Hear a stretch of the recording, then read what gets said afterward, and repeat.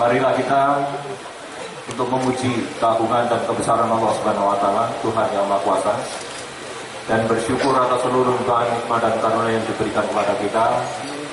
Minimal nikmat sehat sehingga kita dapat melaksanakan haul yang keempat almarhum Gus Dur yang dilaksanakan pada hari ini. Ini juga pendidikan beliau. Setiap pidato selalu mengatakan marilah kita memanjatkan puji dan syukur kehadirat Allah Subhanahu wa taala. Saya dikoreksi oleh almarhum waktu itu, Pak Tarman, itu puji sama syukur sudah bisa manjat sendiri, kenapa harus dipanjatkan? Oleh karenanya saya selalu menggunakan kata-kata memuji dan bersyukur kehadirat Allah Subhanahu wa taala. Ini pelajaran dari beliau. Karena saya muridnya, jadi yang saya bawa tadi juga pelajaran dari beliau. Ibu dan bapak sekalian, Gus Dur adalah seorang ulama, ahli agama, seorang kiai yang mendirikan partai politik yang akhirnya menjadi presiden dan akhirnya saya menjadi ajudannya. Sama Pak Wahyu. Sehingga saya mengenal beliau saat beliau menjadi presiden. Banyak pelajaran yang saya ambil dari beliau, tadi sudah disampaikan juga. Satu ayat yang saya sampaikan tadi, bahwa kiblat kita berbicara, kiblat kita memimpin keluarga, memimpin masyarakat, memimpin negara ini adalah junjungan kita Nabi besar Muhammad SAW. Oleh karenanya saya kira cara yang diterapkan oleh beliau itu adalah mencontoh bagaimana Nabi kita memimpin umat, memimpin keluarga, memimpin negara, dan memimpin kita semuanya. Sehingga kejujuran yang ditampilkan, keberanian yang ditampilkan, dan seluruh yang ditampilkan oleh beliau adalah mencontoh. Laqad kana lakum fi Rasulillah, sesungguhnya di dalam diri Rasulullah terdapat suri tauladan. Dan itulah sebetulnya suri tauladan yang harus kita tauladani bersama, apapun profesi kita masing-masing. Kalau kita mentauladani dari aspek apapun yang kita lakukan, maka tidak mungkin akan terjadi persoalan-persoalan yang berkembang saat ini, yang menimbulkan berbagai persoalan bangsa yang kita hadapi bersama saat ini. Dan tadi habis yang saya ambil juga, ini pelajaran dari beliau bahwa Muhammad diutus ke muka bumi ini hanyalah untuk menyempurnakan akhlak. Berarti apa yang harus kita perbaiki adalah kenapa bangsa ini seperti ini, karena salah satu faktor pendukungnya adalah akhlak yang tidak baik. Oleh karenanya yang hadir pada malam ini adalah santri-santri, mudah-mudahan ada yang mewarisi almarhum Gus Dur, ada yang menjadi presiden. Beliau sangat luar biasa.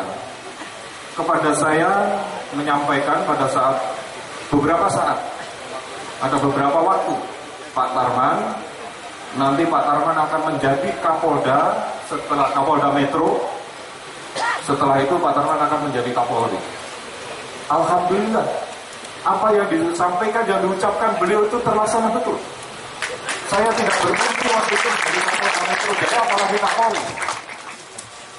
Cuman saya juga bersyukur, alhamdulillah, semasa hidupnya Gus Dur tidak mengatakan bahwa Pak Tarman nanti menjadi presiden.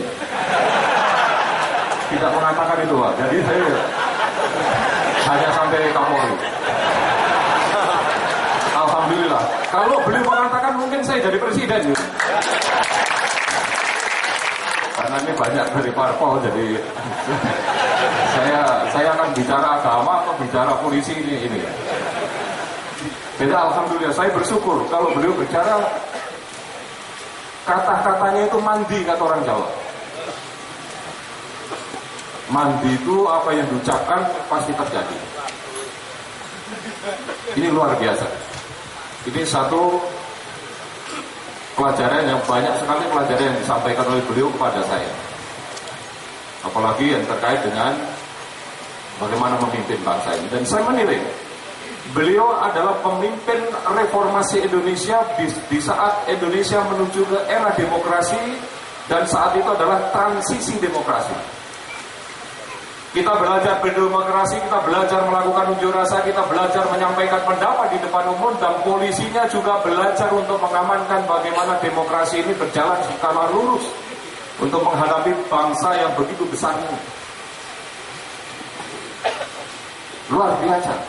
Dan kita saat ini adalah pada masa konsolidasi demokrasi yang dicanangkan oleh beliau sebagai reformasi Indonesia pada saat itu, termasuk mereformasi seluruh tatanan kehidupan di dalam kenegaraan ini untuk menuju arah demokrasi yang benar. Karena kita meyakini bahwa demokrasi adalah sistem yang paling cocok dan paling pas untuk dijadikan membangun negara ini untuk menuju masyarakat Indonesia yang sejahtera. Apapun sistem yang kita gunakan, kalau masyarakat kita tidak sejahtera, maka rakyat kita pasti akan protes. Oleh karenanya, tujuan negara yang sudah dituangkan oleh pendahulu-pendahulu kita, founding father negara ini, yang pertama kita harus mampu melindungi segenap tumpah darah, dan kita harus mampu mencerdaskan kehidupan bangsa. Kita harus mampu mensejahterakan dan turut serta perdamaian dunia adalah tujuan negara. Siapapun presidennya dan sistem apapun yang digunakan oleh negeri ini, maka kita harus mencapai satu tujuan negara yang sudah dicita-citakan dan dibuat oleh pendahulu kita sebagai pendiri bangsa ini. Itu ajaran Gus Dur kepada saya. Ada satu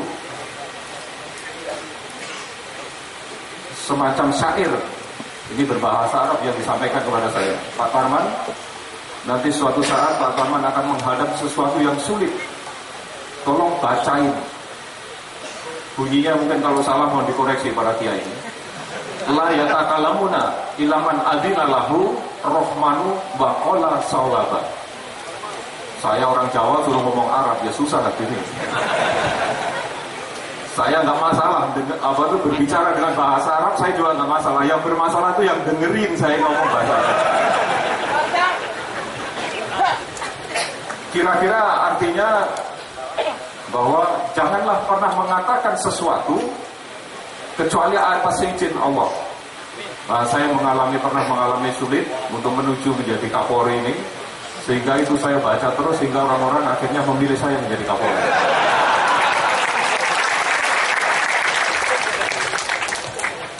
Ini anak buahnya Mas Wahyu. Ibu dan bapak sekalian, ada beberapa hal yang disampaikan oleh beliau, dan ini yang terakhir. Sebetulnya banyak sekali. Kalau saya jelaskan di sini mungkin sampai jam 4 besok pagi nggak selesai. Nggak apa-apa, Pak. Yang terakhir disampaikan oleh beliau, Pak Tarman, saya sudah turun dari kepresidenan. Mudah-mudahan ini adalah peristiwa yang terakhir bagi perjalanan hidup bangsa Indonesia ini. Artinya tidak ada lagi presiden nanti yang dipilih oleh rakyat ini berhenti di tengah jalan. Kita bangsa yang besar dan memiliki cita-cita yang sangat luhur yang dibangun oleh bangsa kita, dan kita memilih presiden kita secara demokratis. Setelah kita pilih, mari kita dukung bersama untuk mensejahterakan rakyat kita. Kritik boleh disampaikan, tetapi kita bangun. Tetapi kalau tidak mampu untuk membawa negara ini mencapai tujuan negara yang saya sampaikan tadi, tahun berikutnya jangan dipilih. Sederhana seperti itu. Itu aja kok repot, kata saya. Inilah kenapa bangsa ini tidak pernah maju, karena kita sudah memilih presiden. Dan itu merupakan pilihan rakyat. Kalau sudah dipilih, mari kita dukung bersama sampai dengan selesai. Ini tugasnya Kapolri soalnya, karena tugasnya Kapolri untuk mengamankan seperti itu. Karena apa? Kalau kita dalam era yang demokratis ini, kita sudah memilih presiden yang sangat demokratis, kemudian tiap hari dirusui, tiap hari kritik boleh untuk membangun, tetapi berikan jalan keluar. Bagaimana jalan keluar yang terbaik untuk membangun negeri yang memiliki 242 juta lebih kurang saat ini penduduknya, sehingga kita mampu untuk membawa bangsa ini ke arah bangsa yang sejahtera bagaimana diamanatkan di dalam Undang-Undang Dasar kita. Itu pesan beliau, dan tentu saya sekarang mengawaki dan membawahi keputusan negara Republik Indonesia ini, sehingga kita harus mampu mengawal siapapun presidennya. Tadi sudah disampaikan bahwa Gus Dur tidak menyampaikan kepada saya, nanti Pak Tarman itu nggak sampai wafat nggak disampaikan kepada saya.